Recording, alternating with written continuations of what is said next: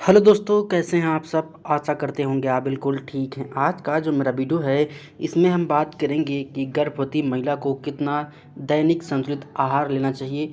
अगर कोई धात्री महिला है यानी किसी बच्चे को स्तनपान करवा रही है तो उस दौरान उसे कितना संतुलित आहार लेना है, या फिर कोई महिला है जो बैठे बैठे कोई भी काम करती है तो उसको कितना संतुलित आहार दैनिक में लेना चाहिए, उसके बारे में डिस्कस करेंगे इस वीडियो में। देखेंगे इसमें क्या है, शिशु के जन्म से पूर्व यानी कि माँ क्या है, बच्चा जो है माँ के गर्भ में पल रहा है, गर्भवती महिला का संतुलित आहार उस दौरान उसको कितना संतुलित आहार लेना चाहिए। यानी कि महिला क्या है, गर्भावस्था में है, उस दौरान उसे कितना संतुलित आहार दैनिक आवश्यकता होती है। देखो डेली रिक्वायरमेंट की बात करेंगे, डेली पर डे कितना उसे आवश्यकता होती है। तो भोज्य पदार्थ यहाँ दिया है, सामान्य कार्य हेतु और अतिरिक्त पोषाहार और कुल इतना दिया हुआ है। यानी कि अगर हम सामान्य कोई कार्य कर रहे हैं तो इतने ग्राम, अतिरिक्त आहार उसमें जोड़ देंगे तो कुल इतना ग्राम बन जाएगा। अभी हम देखेंगे नीचे और भी देखेंगे कि दैनिक, ठीक है। देखो यहाँ पर मोटा अनाज है, अगर कोई गर्भावस्था में महिला है तो उसे मोटा अनाज प्रतिदिन अगर सामान्य कार्य कर रही है, ठीक है, तो उसे 410 ग्राम पर डे मोटा अनाज चाहिए। अगर वही कोई हार्ड वर्क कर रही है, ठीक है, तो उसे 35 ग्राम उसमें और ऐड कर दीजिए तो आपका 445 ग्राम टोटल निकल कर आ जाएगा। यानी कि मोटा जो अनाज है किसी गर्भावस्था में महिला को 445 ग्राम पर डे लेना है, ठीक है। ऐसे आप याद रखिएगा। नेक्स्ट है दाल। तो दाल क्या होती है, सामान्य अगर कोई महिला है तो 40 ग्राम पर डे खाएगी, ठीक है, लेकिन अगर कोई अतिरिक्त काम कर रही है तो उसमें आप 15 ग्राम दाल और जोड़ दीजिए तो आपका 55 ग्राम पर डे हो जाएगा, ठीक है। तो ऐसे आप याद रखेंगे, आप अतिरिक्त भी याद रखेंगे और सामान्य भी याद रखेंगे। नेक्स्ट है पत्तेदार सब्जियां। पत्तेदार सब्जियों से क्या हो गया, पालक हो गया, ठीक है, किसी चीज़ का साग हो गया, ठीक है, तो ये सब चीज़ें होती हैं। तो इसको 100 ग्राम पर डे लेना है और इसमें अतिरिक्त अगर आप कोई काम कर रही हैं तो उसमें कुछ नहीं होगा, तो आप 100 ग्राम अतिरिक्त ही ले सकते हैं, ठीक है। तो इसमें कोई दिक्कत नहीं, आपको 100 ग्राम पर डे खाना है। ये बात उस दौरान की है जब महिला गर्भावस्था में है तब की बात है। अगर सामान्य महिला है तो उसमें अभी नीचे हम देखेंगे, अगर कोई महिला सामान्य है तो उसमें कितना उसको भोजन चाहिए, ठीक है। जड़े एवं कंदनी जो हमारा शकरकंद हो गया, आलू हो गया, तब क्या होता है 50 ग्राम पर डे लेगी और इसमें किसी भी प्रकार का कोई अतिरिक्त पोषाहार नहीं लेगी तो टोटल आपका 50 ग्राम निकल कर आ जाएगा। देखो जो सब्जियां होती हैं, उनका अतिरिक्त पोषाहार कोई नहीं होता। देखो यहाँ पर ए बी सब्जी ए बी सब्जी ए बी सब्जी है, तो यहाँ पर कोई भी अतिरिक्त पोषाहार नहीं दिया गया है। ये आप ट्रिक समझ लीजिए कि सब्जी में कोई भी अतिरिक्त पोषाहार नहीं दिया जाता है, तो यहाँ पर आप निकल कर आ रहा है सामने। नेक्स्ट है अन्य सब्जियाँ। तो 40 ग्राम, इसमें भी कोई प्रकार का आपको अतिरिक्त पोषाहार नहीं लेना है, तो 40 ग्राम निकल कर आ जाएगा। नेक्स्ट है दूध। तो दूध क्या है, 100 ग्राम आप अगर क्या है सामान्य है तो 100 ग्राम दूध, अगर आप कोई अतिरिक्त हार्डवर्क कर रही हैं तो आपको वहाँ पर 100 ग्राम दूध और पीना होगा, यानी कि 200 ग्राम टोटल कर सामने आ जाएगा, ठीक। नेक्स्ट है वसा व तेल। यानी कि वसा व तेल कहने का मतलब है कि अगर आप कोई फैट वाली चीज़ें खा रहे हैं, जैसे मक्खन हो गया, घी हो गया, दूध दही हो गया, तो इसमें क्या वसा होती है, फैट ज़्यादा होता है, तो आप 20 ग्राम पर डे ले लेंगे, लेकिन इसमें अतिरिक्त कोई नहीं लिया जाएगा, तो आपका 20 ग्राम टोटल लेकर कर आ जाएगा। नेक्स्ट है चीनी व गुड़। यानी कि आप अगर कुछ मीठा पदार्थ बना रही हैं, खा रही हैं, तो आपको ज़्यादा नहीं लेना है, बस आपको 20 ग्राम पर डे लेना है। और अगर आप अतिरिक्त कोई कार्य कर नहीं है तो वहाँ पर आपको 10 ग्राम और अतिरिक्त लेना होगा। टोटल 30 ग्राम चीनी या गुड़ आपको पर डे लेना है, इससे अतिरिक्त नहीं लेना है। अब हम बात करेंगे नीचे और कुछ कि गर्भावस्था व स्तनपान के रक्षक पोषक तत्व की ऊर्जा। यानी कि अगर कोई महिला गर्भावस्था में है या कोई महिला स्तनपान करवा रही है या कोई महिला ना तो गर्भावस्था में है और ना स्तनपान करवा रही है, तो उस दौरान उसको कितनी संतुलित यानी कि बैलेंस डाइट लेना चाहिए। तो देखेंगे इसमें यहाँ पर दिया हुआ पोषक तत्व, यहाँ उसकी इकाई दिया है। जैसे समय की इकाई क्या होती है, सेकंड होती है, और हमारी वजन यानी कि किलोग्राम की इकाई क्या होती है, ग्राम होती है। ऐसे होता है ना कि हमारी जो समय की इकाई होती है वो क्या होती है, समय की जो इकाई होती है वो हमारी क्या होती है, सेकंड होती है, ठीक है। और द्रव्यमान की इकाई क्या होती है, ग्राम होती है, किलोग्राम की द्रव्यमान की ग्राम होती है। उसी प्रकार ऊर्जा की जो इकाई होती है और किलो कैलोरी पर डे होती है। कहीं कहीं सीधा आपके एग्जाम में ये पूछ ले कि ऊर्जा की इकाई क्या होती है, तो किलो कैलोरी पर डे होती है, ठीक है। किलो कैलोरी आप याद रखिएगा, पर डे वर्डे कुछ नहीं होता, किलो कैलोरी। और प्रोटीन क्या होता है, ग्राम पर डे, ठीक है।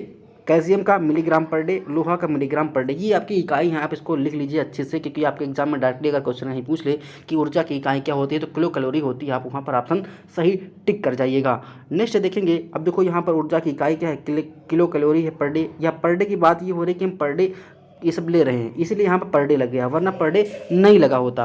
तो यहाँ पर इसकी ऊर्जा की क्या हो जाएगी, किलो कैलोरी।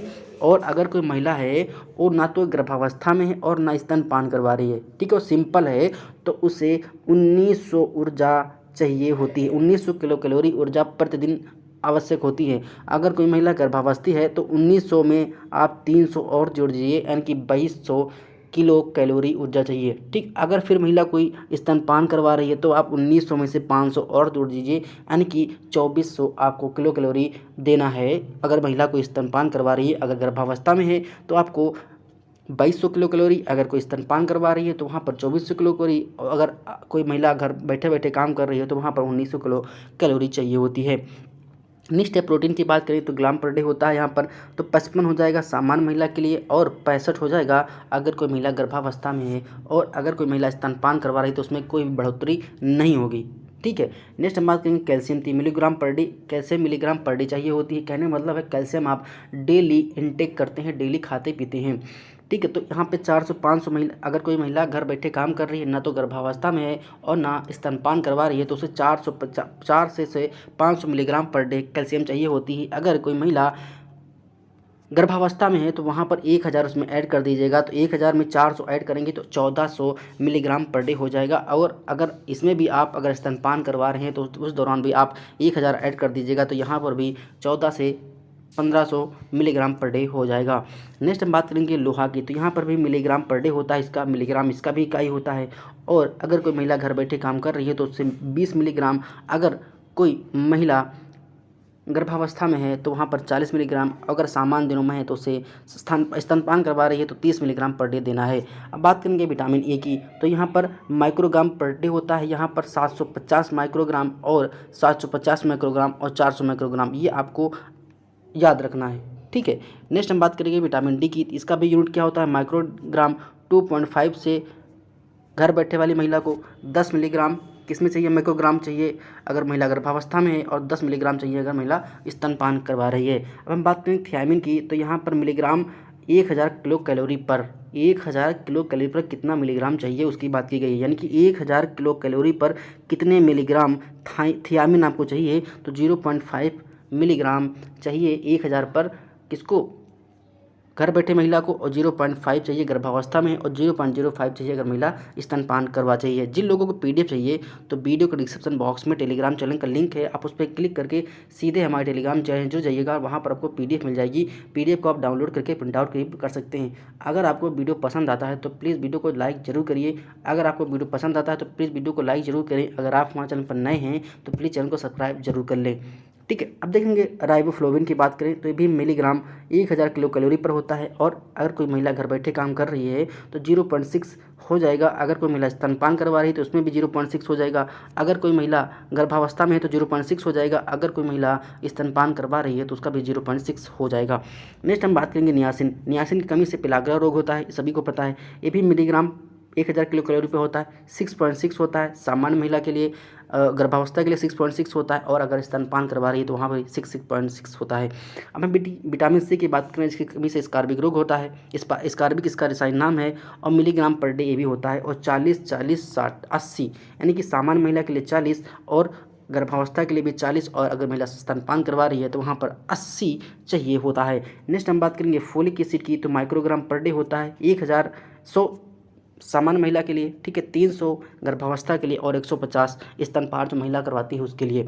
नेक्स्ट हम बात करेंगे विटामिन B12 की, तो यहाँ पर माइक्रोग्राम पर डे होता है, एक सब में कॉमन है, तो यहाँ पर विटामिन B12 होती है, और विटामिन B12 में हमको एक धातु मिलती है जिसे हम कोबाल्ट बोलते हैं। तो एग्जाम में क्वेश्चन कई बार ये पूछा जाता है कि ऐसी कौन सी विटामिन है जिसमें कोबाल्ट धातु पाई जाती है, तो हमारी हो जाएगी विटामिन B12, जिसका रासायनिक नाम क्या होता है, साइनोकोबाल्मिन।